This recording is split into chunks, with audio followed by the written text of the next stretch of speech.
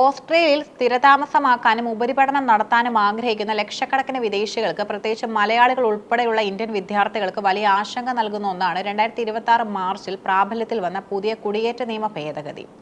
Migration amendment act 2026 എന്ന് പേരിട്ടിരിക്കുന്ന ഈ നിയമം രാജ്യത്തിന്റെ അതിർത്തി സുരക്ഷയും ആഭ്യന്തര ഭദ്രതയും മുൻനിർത്തി ഇമിഗ്രേഷൻ മന്ത്രിക്ക് അസാധാരണമായ അധികാരങ്ങളാണ് നൽകുന്നത്. മാർച്ച് 12-ന് പാർലമെന്റ് പാസാക്കിയ നിയമം 14-ാം തീയതി മുതൽ പ്രാബല്യത്തിൽ വന്നുകഴിഞ്ഞു. പുതിയ നിയമത്തിലെ ഏറ്റവും പ്രധാനപ്പെട്ട ഭാഗം അറൈവൽ കൺട്രോൾ ഡിറ്റർമിനേഷൻ എന്ന സവിശേഷ അധികാരമാണ്. അന്താരാഷ്ട്ര തലത്തിൽ അപ്രതീക്ഷിതമായ പ്രതിസന്ധികളോ യുദ്ധമോ ആഭ്യന്തര കലാപങ്ങളോ ഉണ്ടാകുമ്പോൾ ഓസ്ട്രേലിയക്ക് പുറത്തുള്ള താൽക്കാലിക വിസ ഉടമകളുടെ പ്രവേശനം തടയാൻ ഇമിഗ്രേഷൻ മന്ത്രിക്ക് ഈ നിയമം അധികാരം നൽകുന്നു.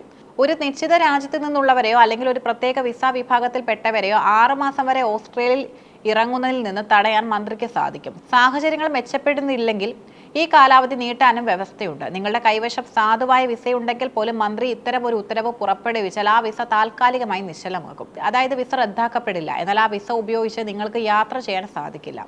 വിമാനം കയറുന്നതിന് മുമ്പ് എയർലൈനുകൾ പരിശോധിക്കുമ്പോൾ സിസ്റ്റത്തിൽ അറൈവൽ നോട്ട് ഓക്കെ എന്ന ഫ്ലാഗ് വരികയും നിങ്ങൾക്ക് യാത്ര നിഷേധിക്കപ്പെടുകയും ചെയ്യും. മലയാളി വിദ്യാർത്ഥികളെ സംബന്ധിച്ചിടത്തോളം ഈ നിയമം വലിയൊരു സാമ്പത്തിക മാനസിക വെല്ലുവിളിയാണ്.